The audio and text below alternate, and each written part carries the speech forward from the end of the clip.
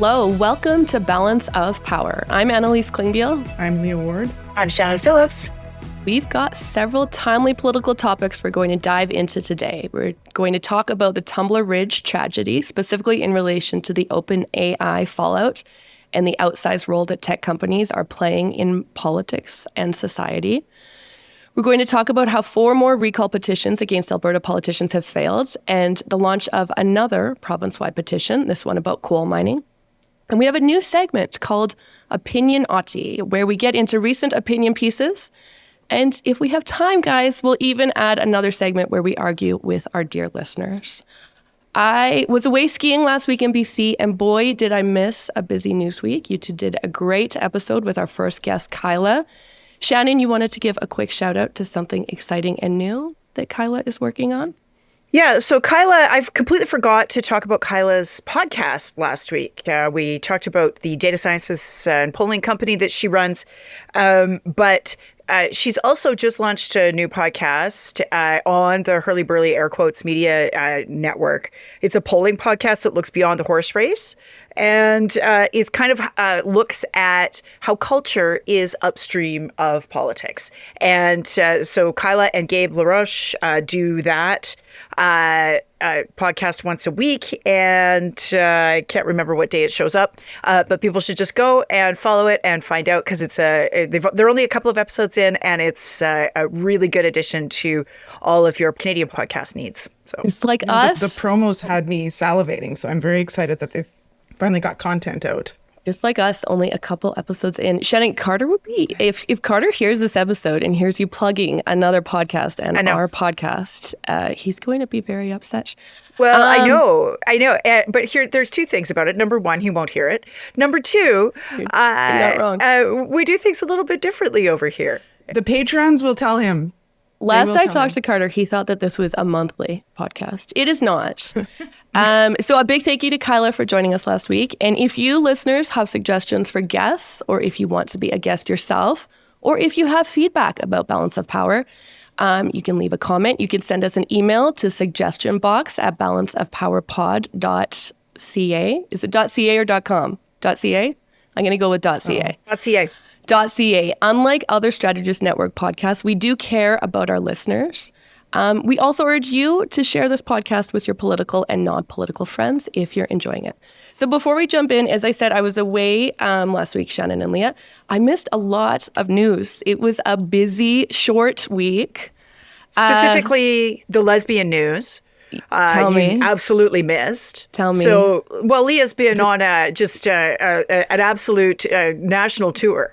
So they were in Whitehorse, which we have confirmed is the national per capita capital for lesbians in the country.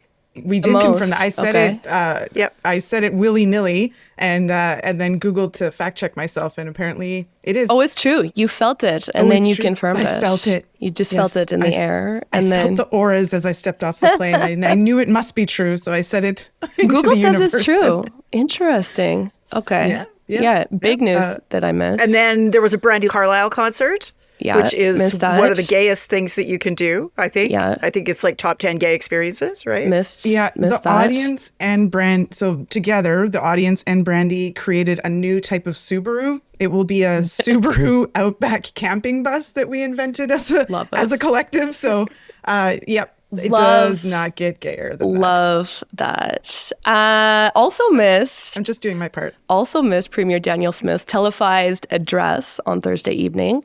Almost a week ago, there's been a lot of thoughts, a lot of opinions, a lot of analysis in the wake of that speech. I don't really want to get too into it. Other podcasts are doing that. But I do want to ask the two of you, and we'll start with you, Leah. What stands out to you the most almost a week after the referendum address? Like, where's your head at right now? Mostly I can't stop debating in my head whether we say referendums or referenda when we talk about multiple questions. True. So the grammar of it is driving me a bit nuts. It is not what Zane thinks it is. No, it's referendums is according to Corey, who is the pedant of the whole operation. Who we're going to trust on this. Well, then I will say referenda.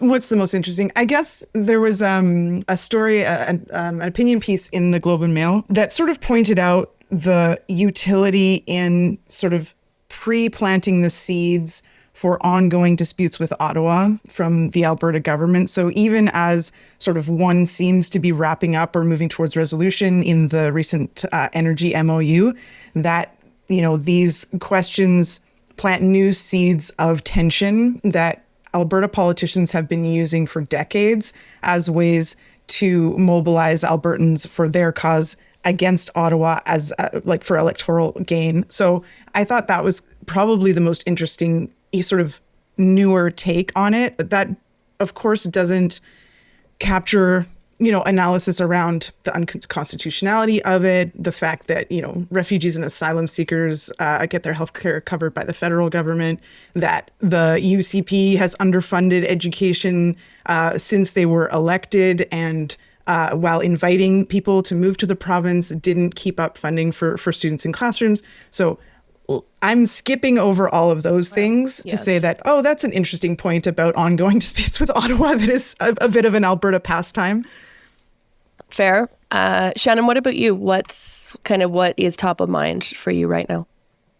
The money.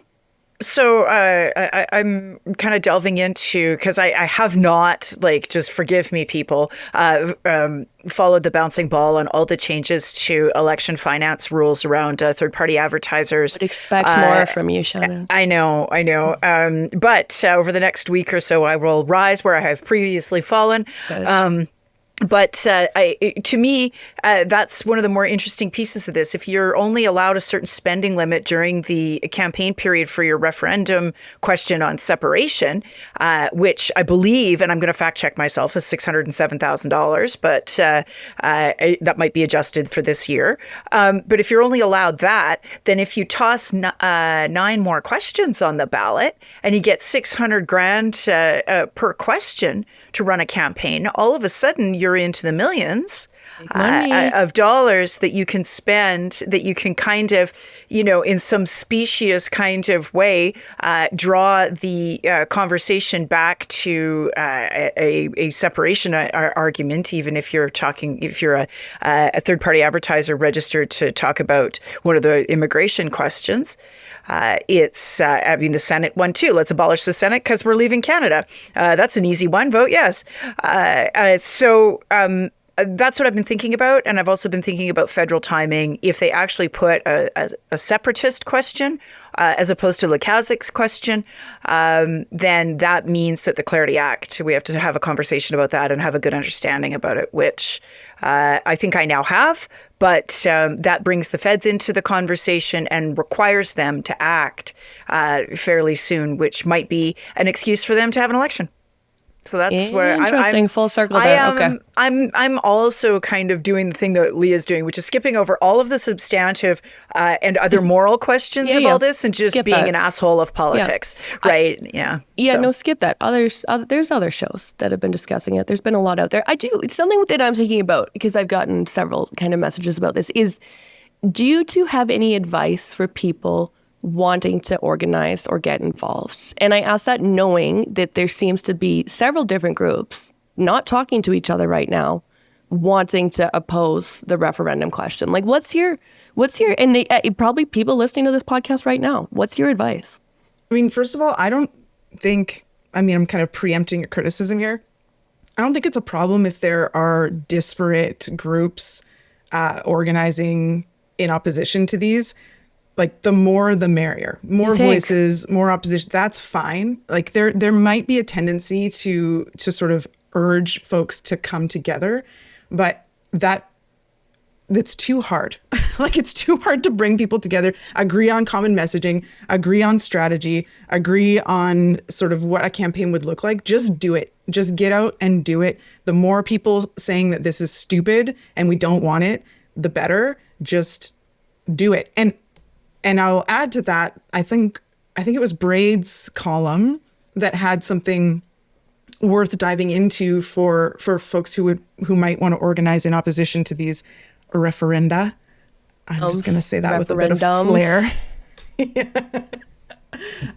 Which is that it seems that because of the Trump threat and increased Canadian sentiment, Canadian nationalism, that the opposition, that the forces that would compel someone to resist the idea of separation have more to do with fear of US takeover than necessarily a desire to protect federalism in Canada.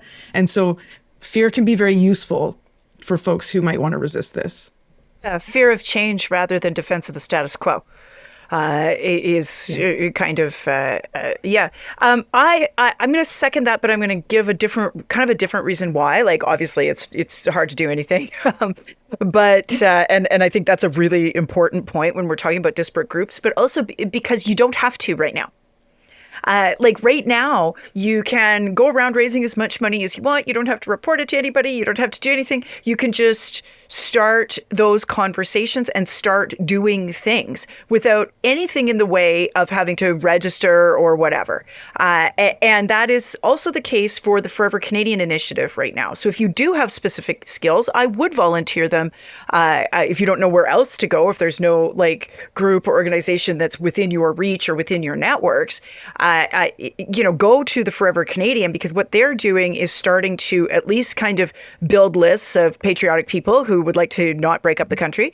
And they're also, I think, starting to think about their organizational structure. So if people do have an ability to not just be a tall forehead on a council of elders, because I think they have too much of that, but actually do shit, this is the time for some of that. And it would seem to me that as people start coming in and around that operation, then other things will sort of naturally and organically evolve to the individual referendum questions. But there's no need to boil the ocean right now.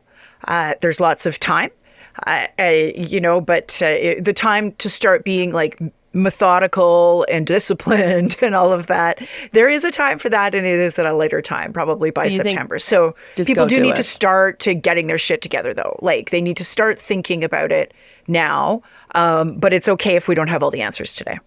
Let's leave that one there and let's move on to Tumbler Ridge. It's been 2 weeks since the horrific tragedy in Tumbler Ridge, BC. The Wall Street Journal recently reported exclusively that OpenAI employees raised alarm bells about the shooting suspect in June. The shooter was describing scenarios involving gun violence over several days, and the posts were flagged by an automated review system, and the user was banned. Employees debated whether to take action, but OpenAI leaders did not contact RCMP.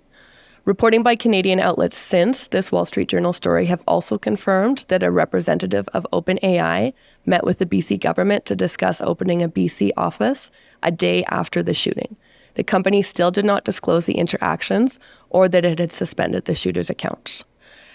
Quote, reports that allege OpenAI had related intelligence before the shootings in Tumbler Ridge took place are profoundly disturbing for the victims' families and all British Columbians, BC Premier David Eby said in a statement. The pain that these families have gone through is unimaginable. Eby is urging the federal government to create a national standard for when AI companies must report users plotting violence on their platforms. Meanwhile, I'll throw another thing in here. Canada's federal AI minister, Evan Solomon, put out a statement and was scheduled to meet with OpenAI's senior safety team in Ottawa today. The story is tragic. It's obviously not going away. The human aspect and what this small town is going through is horrific, and that needs to be acknowledged. But I want to talk today about the intersection of policy and politics and big tech in the wake of this national tragedy. Shannon, let's start with you. What was your reaction and your thoughts after reading the Wall Street Journal reporting that the shooter's interactions with ChatGPT were flagged, but beyond an account ban, nothing was reportedly done about it? Plus ça change. Plus ça reste la même chose. We have had these issues with these platforms and moderation and what goes on them, and them believing that if you write it down on a piece of paper, you go to jail, but if you write it on the internet, it's fine. And that has been the way that we have done business in this country for 15 fucking years. of just allowing this garbage. As somebody who, I react pretty strongly to it because it was aimed at me sometimes, right? And we have never had our heads around, I think, for a couple of different reasons. Number one, because it's not our tech, when we are such little brother. But number two, it is not at all clear to me that we have people in government who actually understand the technology in order to be able to regulate it properly and understand how those companies work too. Now, in the case of OpenAI and from Sam Altman on down, we know we have a bad actor here. We know they are assholes. There are many, many examples in the United States, and we know that they have plowed money into resisting any kind of regulation.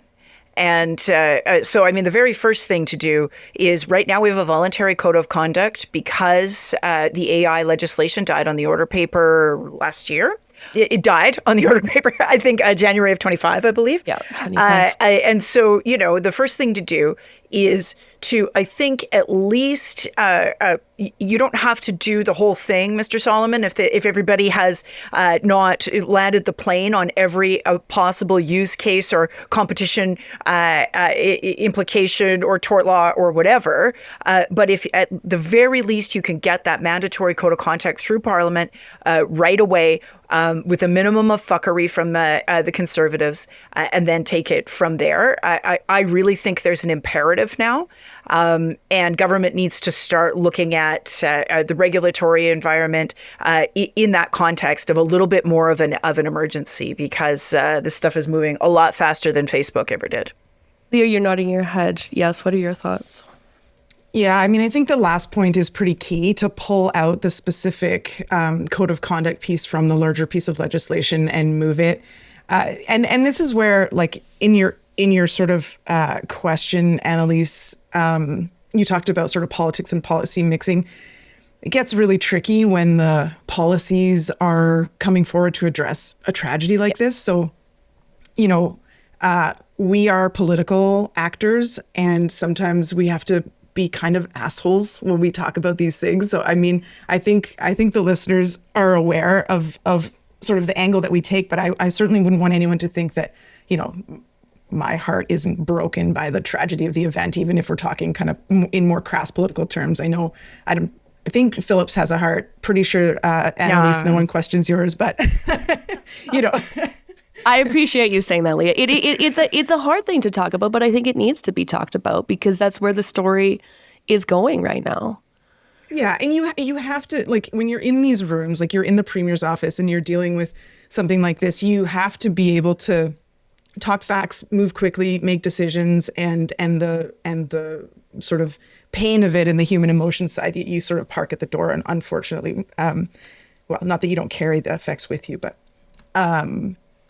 just as a starting point, because what I think is super important from Phillips's point is to pull that one piece out and move quickly. Yeah. And the reason for that is you want to pass legislation that offers a solution to the issue while there is still reverence around it, while you can still compel cooperation from opposition parties.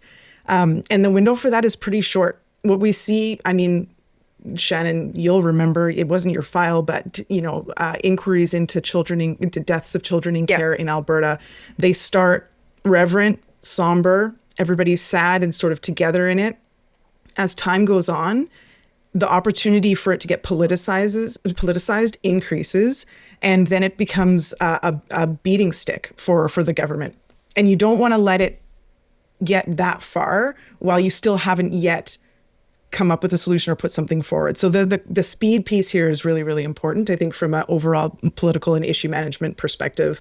Get it out, get it passed. Australia did this in 96 after a mass shooting. Within 12 days, they had legislation passed.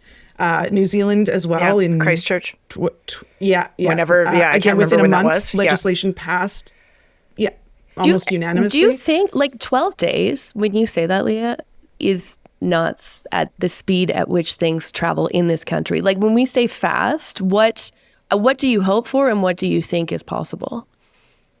it's possible. 100% right? It is. If the Conservatives block it, then it's not possible. Otherwise, it's possible. And we had, we already have this voluntary code of conduct. We had a piece of legislation drafted. So, get on with it, right? And it can be something that the Carney folks use as, again, to be an asshole of politics, as a crime cudgel against the Conservatives. Talk more about that, Shannon. Well, by all accounts, in the last 7 days of the campaign, from E-28 to 35, they lost ground in the 905, the Liberals did, over essentially, crime and cost of living, right? So they've done some stuff on bail reform and whatever, but there's other things that they can do to look law and order that aren't, lock away throw away the key type shit, right? That they can look like they are in charge of what goes on in this country, and look like they are Captain Public Safety, because this is a public safety matter. It's not a tech sector matter when it crosses over into this. And the other thing that they can do is move a little bit more into the left space. You see Carney wanting to do this with nominating that gal out of Scarborough, out of the ONDP in the Scarborough by-election, nominating another gal in University Rosedale who's a Medicare activist, an advocate and physician. But we are facing, in my view, a bit of a populist doom loop on AI due to disinformation, job loss, lack of perceived control. So they can look like they're out ahead of it, and actually can be out ahead of it, more than look like it. I think it was, what was it? The Canadian Medical Association. I shared it in the chat a while ago. Our chat did a survey, and I think 90% of Canadians said that they want to see regulation on AI. There's demand. There's a huge moment here to do it. It comes so at that you mentioned Australia, you mentioned New Zealand and what's happened there, but I think we also need to talk about what's happening in the US right now, where nothing is being done to regulate tech companies under Trump. Gun violence. Yeah, also that. Look at Australia recently introduced a world first ban on social media for kids under 16. How does that, the influence of the U.S. play into this, and does it matter? Well, you're starting to see some backlash against data centers at the state and local level, and you're also starting to see some state and local movement on AI companies. Utah just brought in a whole schwack of regulatory reforms around moderation and, deep fakes and all this kind of stuff, right? Under a Republican governor, Spencer Cox, who's I think the last remaining normie Republican in the country. And so, it can be done. And the tech companies have gotten really pissy with those states. And so is the White House, because they are a vassal for them. But so there is some action happening. And there's no reason why Canada, couldn't look at what some of those state and local initiatives are as well. I don't know. Look what happened with the digital sales tax, right? As soon as those tech bros feel even a nail clipper coming their way, they run to their orange man in chief and put the pressure on, and then he'll, slap tariffs on peanut butter. You're right.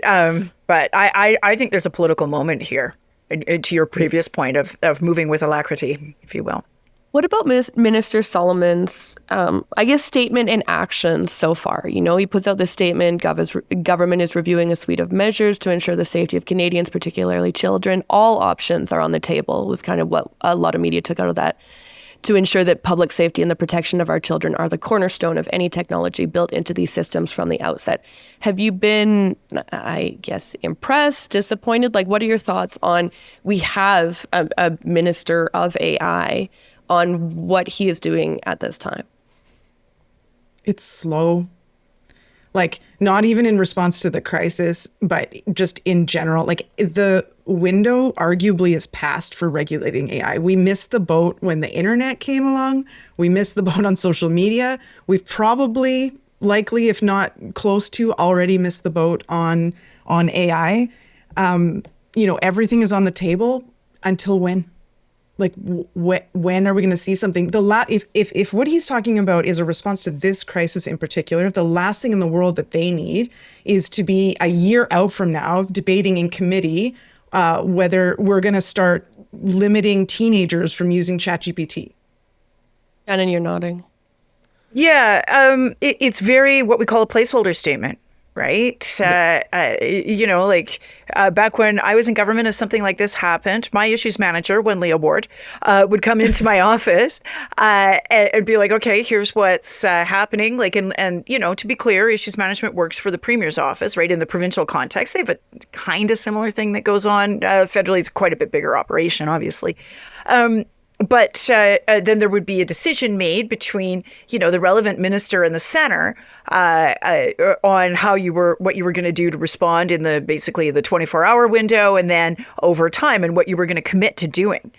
And in this, it took a day or so after the story broke. Like, it wasn't right away. I think it took a full day because EB was out. Expressing, human emotion, which was awesome, and always a good place for EB to be whenever he has an enemy or an opponent to punch at. I feel like he comes up in terms of his performance. So it was slow, and it was like milquetoast, right? Yeah. He did not express the type of outrage that I think, if they're not careful, the populist sort of rage on this will swamp them, and it's not great, right? And then you end up with an actual issue to manage. I find it interesting too that this is in the context of the reporting, and obviously I come in from that comms former journalist point of view, but it was the Wall Street Journal that broke this. And when everything first happened, it was New York Times that had kind of the most in-depth dark web, this is what was happening, that sort of thing. And it's been Canadian media following and also not having the same sources and voices and that sort of thing that international media has had on this. Does that, from that, you brought up the issues management, Shannon, when you were a cabinet minister, and Leah, you were in issues management. Does it change the issue who is doing the reporting, and when it is moved beyond national to international? Yeah, Shannon, I know the answer, but can you kind of expand and talk through that, having both been on the other side of the curtain on this one?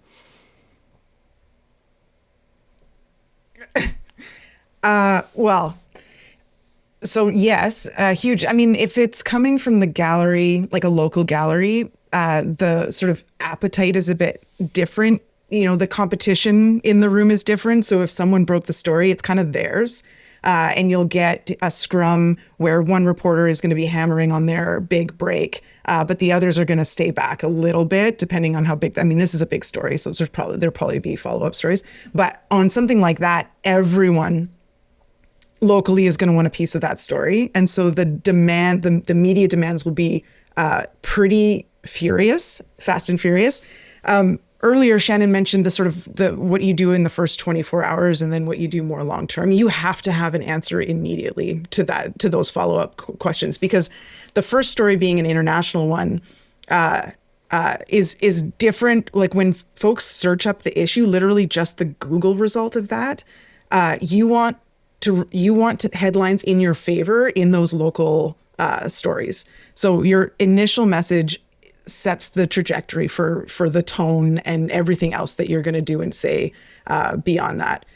That's the one major difference, I would say. Yeah, Shannon. and when your issues manager and all the people, your comms people, come in to brief you, the first thing they're going to tell you is to lead with the empathy in a big story of this nature, right? Like, leave the policy, like, in your first 24 hours, that's where you're on safe ground. And then you can get into the nitty gritty later. I noticed that, and that's what EB did, right? Because he knows he has, relatively little power, but he I think over time, he'll he'll get his briefing.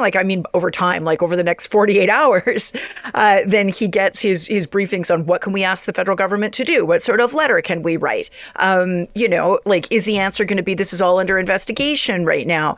Then, and you don't want to get offside of, that's the other piece. You don't want to get offside of the RCMP or anybody like that, right? At this point, you don't want to be unhelpful to them if you go out and run your mouth.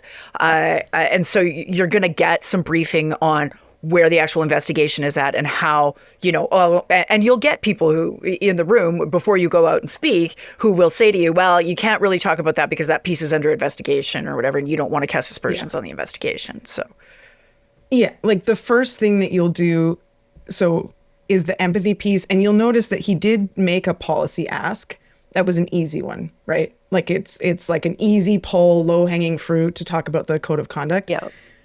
The first assessment is like, what are your knowns and unknowns, right? And so that's sort of what Phillips is saying, right? Like you can look at the things that you know, the things that are gonna, you don't want to get in the way of an investigation, things you can't know yet, positions that haven't come out yet that you might not want to cross. So sticking with empathy, easy knowns, and leaving yourself a bit of room to get more information and to come up with those specific asks and those specific moves within short order. It's always good in any type of crisis to over communicate, which I say a little bit while I like wobble my head, because you can take too much ownership on an issue like this that doesn't, like the provincial government at least doesn't hold direct accountability for.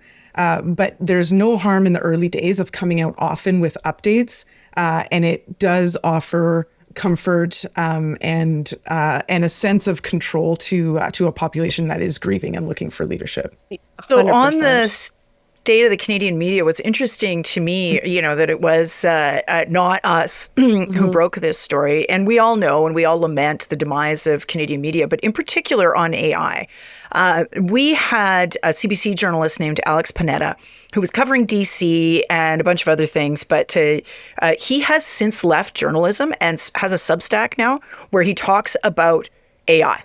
And a lot of the, sort of the public interest use cases and so on. And like, I haven't spent as much time with it as I want to yet. It's super interesting shit. Like people should really check it out. But like, if he's one of the, the brighter lights in the Canadian media landscape on AI and has left journalism to go do his own thing, that gives us a sense of like the depth, right? And we might be increasingly reliant on American newsrooms on some of these topics that you do have to have really high levels of subject matter expertise to be able to report on. Yeah, very, very good point. Any last words, or can we wrap that one up and move on to our next topic? I'm sure we'll come back to it. Yeah, as I've said, the story is not going away, and there will continue to be twists and turns. Our next segment, this is a new segment. Shannon has coined what we are calling it, Opinion-ati. Am I saying that correctly, Shannon? Opinion-ati, like the Illuminati. Yes, but more annoying. Wait, we're going to be annoying about it, or the Opinion-ati are annoying? The Opinion-ati are annoying, and we're going to, and they're considerably less rich than the Illuminati, I'm going to assume. Yeah. The way that Opinion-ati works, we're going to discuss a recent opinion piece or two. And that's what it is. That's the segment. So Shannon, as we've mentioned, you were a cabinet minister. Leah, you were a senior staffer, including in issues management. And I want, on this opinion piece, let's enter with your thoughts with these former hats on. So I'm going to say friend of the pod. You can disagree or agree if you like. Friend of the pod, Max Fawcett, had a scathing piece in Canada's National Observer on Monday. With the headline, "Ahead Nenshi needs to step up or step down." In it, Fawcett argues Nenshi has been practically invisible as a provincial politician. He says he's, quote, sleepwalking his party into defeat. He points out the Alberta NDP under the leadership of Nenshi have never been ahead of the UCP in polling, whereas under Rachel Notley, they were ahead going into the 2023 election that Danielle Smith ultimately won. He makes a comparison between Pierre Poilievre and Nenshi's tone and temperament. And in conclusion, he ends that the NDP need a leader who has the appetite to fight for Canada and Alberta. His is not the first piece that's been critical of Nenshi as of late. It's perhaps the most direct. There have been recent Substacks and blogs by Dave Cornier, David Klimenhage, Doug Furby, critical of Alberta's opposition party and leader. Headlines like Naheed Nenshi's response to Alberta separatists is still too nice, too nuanced, and too naive, and Alberta's NDP looks like a horse stuck at the gate. So there's like the meat of the argument that we can get into if you so choose. But as I've said, you've been in those kind of political in-power staff caucus bubbles. What is it like internally? Leah, let's start with you from the issues management. Like when a piece like this comes out, it's Monday. As we've said, last week was a busy week. It was a short week.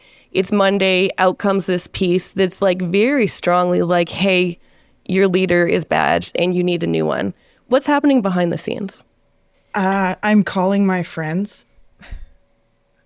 So, like a piece like that usually isn't written if you're in regular contact with columnists, right? So it's probably an indication that some of those folks aren't getting a lot of phone time with the staff or with the leader.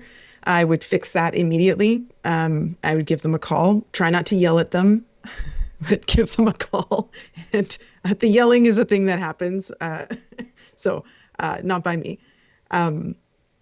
But I think it's important to get on the phone, find out where they're coming from, and actually just like reopen those lines of communication, which to me, these kinds of articles are an indication that they're closed. I would start there. I think also it's important to talk to caucus and staff and sort of reaffirm some, principles and a bit of momentum and a bit of energy and make sure that they're not beaten down by it. Staff and other electeds, the other MLAs, are going to be reading those and sort of feeling the effects of them. In some cases, they'll respect those writers a lot and their opinion will matter a lot to them. So those are important relationships to manage too.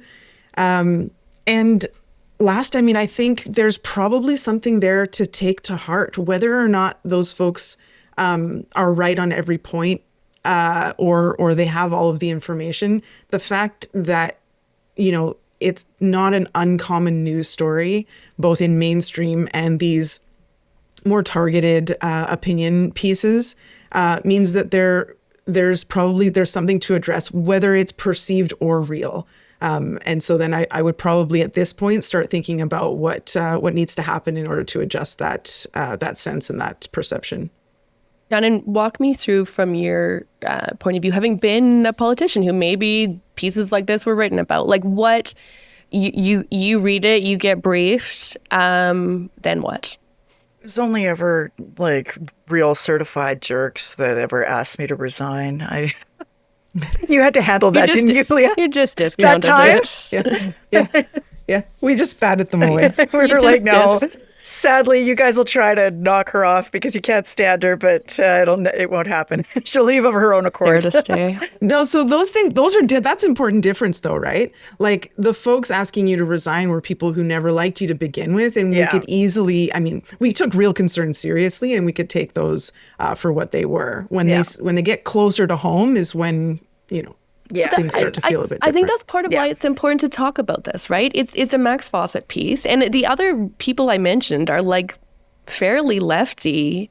David Klimenhaga, Dave Cournoyer, bloggers, Substackers, right? Like when the criticism is coming from perhaps people that in the past have been respected, or you've shared their opinion, you've taken their advice, like what? Then do you listen? Is it a wake up that the party and the leader need? Might be. I could tell you what, like, if I were in caucus right now, what I'd be doing. Tell me. Is telling everyone to touch grass and calm the fuck down. Is the leadership role I'd be playing. Because, like, let's face it, how many people are actually reading this? I don't know, 2,000? Like at the upper end of like the political classes, right? No shade to Max. He has a great readership and he does the Lord's work on energy and climate. And I have relied on him over the years for, giving us all straight talk on some of this stuff. And he does wonderful work. But the fact of the matter is that if you were to go and go, get your little Lethbridge West leaflet right now and, that had Nenshi and Rob Miyashiro's face on it and go walk around my neighborhood, you would find one person, maybe like my neighbor Maureen, who would have had any clue that any of this was happening, right? Only the severely online have any, and they're hyper engaged, have any idea. So what I would be saying to caucus is, it's fine. This too shall pass. It is a bit of a bump. Here's the things that we are focused on in terms of setting our goals and our metrics for the outcomes of this session. Session's a great time to do a reset. We're doing it. End of story. So you just shut it down. Well, I think it's important to have people in caucus who are just calming everyone down, because it's not up to caucus to solve the problem. They don't have the power to solve the problem. All they can do as individuals is get their asses reelected. That's all they can do. Right. And no matter what's happening out of the leader, no matter what's happening from the opponent. Right. If, Jason Kenney's coming back like second coming of Christ, driving around a blue pickup truck, convincing everyone he's going to solve the problems and pay their bills for them. Right. You have to be able to get yourself reelected. So that is what I would be saying, to focus people on the task and the actual job ahead of them, because your job is not to wring your hands about whatever opinion columnists say. That's not nobody elected you to do that. Okay, so you do that, but then is there a point where you also take to heart some of what is being said or reflect on it, especially when it's being said repeatedly? 100%. Like, remember after Bill 6, how basically the government reset the way it thought about every issue to manage and every problem and every piece of legislation and every stakeholder outreach exercise, often to excess. It was like, it got like really fucking annoying. Like after a while, it was like, not everything's Bill 6, people. Right? No, Christina Gray's handling of the minimum wage legislation and any like worker protection reforms were like the most beautiful overswing on lessons learned from Bill 6. It was a masterclass. I was still a journalist, her, right? So. During Bill 6, but can you, just for like listeners who were newer to Alberta, give us a Bill 6 little 101? So Alberta is the only place in Canada where employment standards, occupational health and safety, and workers' compensation are not extended to people who work in the agriculture sector. And in particular, workers' compensation is covered by private insurance, which essentially the Workers' Compensation Board is a public insurance program, right? You forego your right to sue if you get hurt at work because you're paying WCB premiums into a WCB system, and that's what covers you if you get hurt at work. It's early 20th century sort of labor compromise. But agriculture workers were left out of that over the course of the 20th century. They were brought in the rest of the country, but not in Alberta. Awfully powerful private insurance lobby here. So we brought in legislation to fix this, and the populist fire out on the landscape that it lit, that we were going to come in and, make Stalinist farms and nationalize the whole thing. You'd be standing in a bread line by the end of 2016. That was the promise. It was significant, and it was really brutal. Like, I was wrapped up in climate leadership plans, so I wasn't at the sharp end of the stick on this. But like, I had one of my colleagues had her gas tank messed with when she went to a public event. I had other colleagues who had to be escorted out by executive protection unit. It was some of the ugliest politics that I've ever seen. It was sort of precursor to the convoy in a lot of ways, I guess. Mm-hmm. Mm-hmm. Yeah, 2015 it must have been. I was a journalist and went to one of the Bill 6 rallies in Okotoks, and I had covered like a lot of rallies and protests as covering crime and such, and it was nuts. Like, I'd never seen anything like it. It was nuts. Okay, so you're saying Bill 6, there was time, like something like this could cause a reset. It totally reset how government did, how it undertook its legislative planning, essentially, right? And all of the different phases of legislative planning. So, like these things, and I'm sure there will be reaction to it. You're not going to see that in public, and you don't really want to, unless, like, sometimes it is smart to telegraph that you're going to do a pivot. It might be for Nenshi at this point, because right now we have a narrative. Like, we're kind of stuck in some tire ruts. Leah, you're nodding. This is the thing. Jump in. Yeah. Well, this is the thing, right? Is that and I mean it to say whether it's true or not, because I think there's probably a lot of things that Nenshi is doing behind the scenes that isn't getting media attention, that is building up the party and preparing for the next election. I don't know. I don't work there anymore. But yes, a narrative is setting in, and it's not helpful. And as we know, when those narratives get entrenched, then it becomes sort of the default position from which mainstream media starts asking questions. The public, it starts to seep into the public. Even folks who don't necessarily read the news every day somehow sort of catch it. That's how narrative structures work. So yes, I do think at this point they need to worry about that a little bit. I agree entirely that caucus needs to focus on getting themselves reelected, to be reassured that the leader is on it and taking it seriously, and then quiet conversations between the chief of staff, the comms director, and the leader about sort of how to start turning that ship. Last one on this, because you both mentioned that pivot. I feel like this came up in Fawcett's piece. It's come up in the other. Cornier had a piece today about it, where it's like, Nenshi bad, Raki Pancholi really, really great. Like, look at how good she was when she responded to the referendum stuff last week when Nenshi was on vacation. The history too, Raki briefly ran for leadership. She stepped down when Nenshi announced that he was running. Can you just talk to me, like, if you were advising Raki and Nenshi, like, what is the play here? If you're like, hey, people are really liking Raki and they're really not liking Nenshi, do you pivot that way? Like, what would you, if you were advising, what would you advise in terms of a pivot with Raki in the picture? Like, integrated, united, holding hands, wrapped up in each other, a unit. Like, as long as Nenshi is the leader. Yes, yeah, they need to exchange, matching heart-shaped pendants. Yeah, I mean, as long as Nenshi wants to be the leader, he's the leader, right? So that's what you do. You wrap yourself around him. He would benefit from proximity to Raki, who is quite popular and respected. And clearly he knows that because he's been using her quite effectively, or deploying her, I should say. Using her as a sounds bad. But we are the assholes of politics. It's fine. We're the asshole. I mean, that is what we're doing, right? Yes. I got used. I would walk in sometimes in the morning to work and be like, how are people going to put a quarter in and wind me up today? You called yourself the hood ornament earlier, Shannon. Yes, and the hood ornament. Yeah. Well, that's how we got the 90-minute press conference on the fucking corporate tax increase. Anyways. You're the hood ornament. Okay, so you're saying Raki, Nenshi, BFF going forward. Yeah, publicly. They need to be linking arms. Yeah. Shannon, you agree? Yeah, but also, I mean, go look at some polling. Again, let's touch grass here, people. If you were to look at polling and put Raki's name in front of people, like, no shade to Raki. Like, she's a hell of an MLA. She did a great job last week.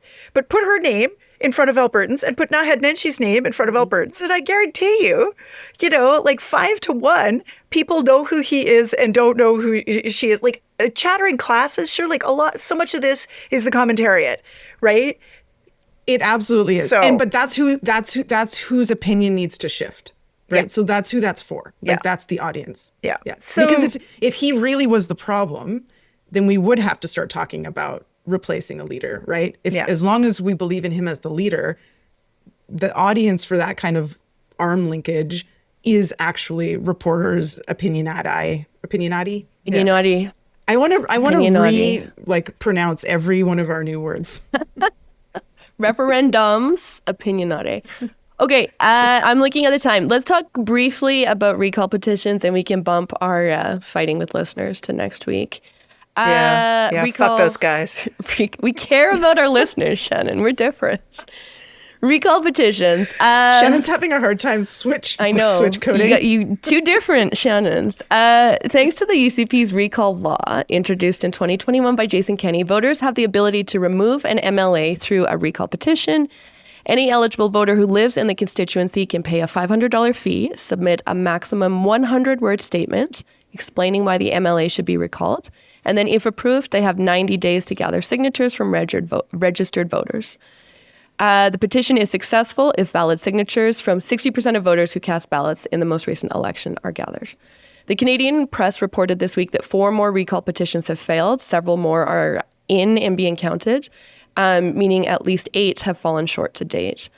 The person who gathered 3,400 signatures of a needed 15,000 to recall Alberta's Indigenous Relations Minister Rajan Sawhney told the Canadian press collecting signatures was a slog, and she's disappointed in how little some Albertans are engaged politically. Shannon, you'll appreciate her quote based on your previous comments. Quote, "A lot of people didn't even know what an MLA was," she said. "It's kind of scary, actually." The recall for Advanced Education Minister Miles McDougall collected about 25% of the needed signatures, and the leader said more than 80 volunteers worked with her to get signatures, and they went to every single house in the riding. I was impressed by that. These recall failures come at the same time that a citizen initiative by Alberta country singer Corb Lund officially relaunched over the weekend. It needs over 177,000 signatures by June 10th to proceed to a vote. All this comes as the Stay Free Alberta citizen initiative continues to gather signatures. I want to talk about the signature collecting exercise. I'm assuming, correct me if this is a wrong assumption, you two are also not surprised that the recall petition didn't get enough signatures. But is this not so I was at a ski tour event with girlfriends on the weekend, and as we were leaving, there was someone collecting signatures. And I feel like it's such an Alberta thing nowadays to be like, what are you collecting signatures for? Because there are so many things that signatures are being collected for. And we were like, are you the good petition or the bad one? Anyways, she was with water, not coal, the core blonde one. We all signed. It was freezing cold out. Her pen wasn't working. It's like a process because they need your ID. Some people didn't have ID. She's this senior in the cold by herself. And she's like, I'm so glad you stopped, because as soon as we stopped, more people were stopping. But it's I just feel like it's a very Alberta thing right now to be which petition is this? Am I signing the one that I want to leave or stay or coal or recall? Talk to me about your thoughts about old-fashioned signature collecting as a way to get people involved in politics or paying attention, or I don't know, is this just a waste of everyone's energy? I don't know. What do you think, Leah? Oof. Is ski journing where the dog pulls you on your skis? Horses, they're beautiful. Horses, and then ski jumpers. It was so cold and so beautiful. And yes, they do. The horses pull and dangerous. But it's not anyone can do it. You have to be I was trying to push my friends to do it. You have to be on their team, and you're usually a professional skier, and then you do a flip, and it's fun, and everyone wears furs, and it's fun. It's a fun time. I didn't hear anything you asked after you said ski journing because. Okay, signatures. Yeah, no, they're great. If you can effectively use a petition or a signature gathering exercise to organize and list build and coalition build and community build, fantastic. Most people don't, but that isn't to say it's not a useful or effective exercise. I think what I'm more interested in right now is I don't have any way to quantify this, but it seems like there has to be a correlation between the number of drives and voter dissatisfaction with government, right? There are so many initiatives where people are trying to take matters into their own hands because they don't trust the government or what the government is doing. That is wild to me. And the recall ones, and Shannon, you can jump in here, but the recall ones are just people who are upset with their MLAs. There was no big, as best I can tell, no big overarching organizational structure. The ones where I am in my riding, we're always on the main boulevard. I'm why don't they go door knocking? And then some of the other ones, this one for Minister Miles McDougall, they did go door knocking. They said they hit every house in the riding, which that's impressive. That's a lot. They still of work. didn't get that many signatures, but that's a lot. And she said there was over 80 people helping her. Shannon, what do you make of the fact that this is a way in our current environment that people are getting engaged and trying to do something? 25% of eligible electors is about your contact rate in a campaign. Yeah. So the fact that they got that many signatures is amazing. Like, your at-home rate is going to be less than 1 in 4 by far, right? Like, how many times do you have to do a full riding, all the polls in a riding to get? It's hard. Yeah. And now on Rajan's, like, they got 3,000 signatures. Right? It's one of those ridings where you probably need 10, 11,000 votes to win. I think it was. I just looked at the vote totals, right? I think they both each got 11,000 and change votes. She only won by 140 votes in 23. So if there's 3,000 people who have picked up a pen, that's 3,000 of those. Like, they're 30% or a little shy of that. Again, the way there to as many votes as they need to win the seat. The same thing goes for the one against Nicolaitis. And I made this point on, I think, the CBC, where I was like, this is not a failure, people. This is, and any one of these recall people, if they're out there and you see me, I will buy you a beer, because I just think it is great organizing. It is part of the, just the practice of getting organized for the election. And I think they should be proud of themselves. Is recall stupid? Yes, it's fucking stupid. It's American nonsense. But it's designed for it to fail. It's designed to be so overwhelming because, somebody was like Sean Shu type figure. And like sort of beyond the pale, and people really need, like, there was a universal consensus to get rid of them. It was designed for exactly this. They just didn't think it would be used against them. I guess, it was designed to target people like me. Yeah, exactly. But look at you now, Shannon. But is it not like very old school? Because it's not online. It's not on social media. It's like, and it struck me after the ski drawer event, this like face-to-face conversation and hey, the pen doesn't work. Does anyone else have a pen? Let me check your ID. Let me chit chat. Oh, there's 10 people around me. Now more people are stopping. At one point, someone in line was like, hey, this is where we show our tickets, right? You were like, no, this is not where you show your tickets. But it's like old school human interaction to gather signatures. That's why it's awesome. And I think the coal one probably will prevail.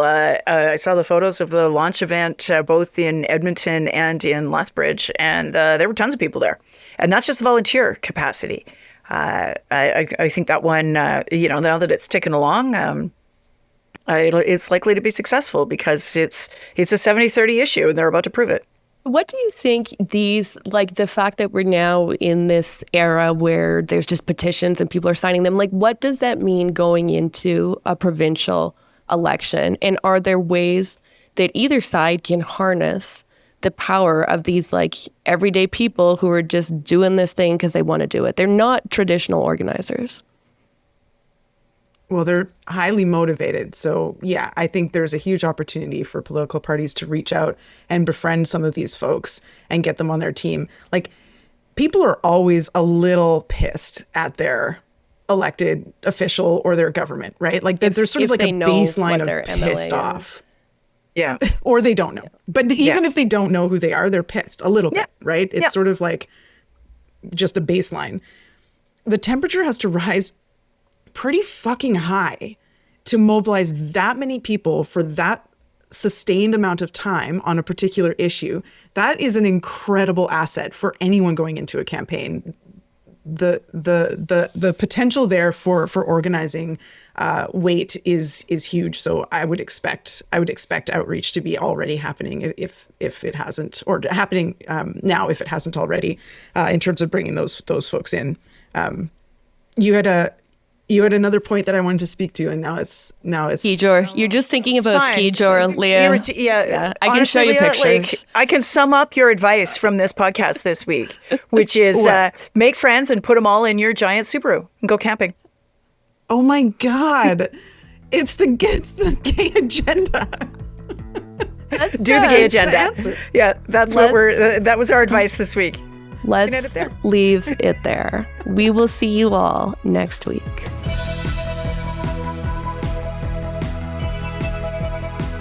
You've been listening to Balance of Power Pod. You can reach us at suggestionbox@balanceofpowerpod.ca. We always want to hear what you have to say. Our tech production is by Haxam. Our content production assistant is Sydney Whiting, and our music is by Shayla Miller.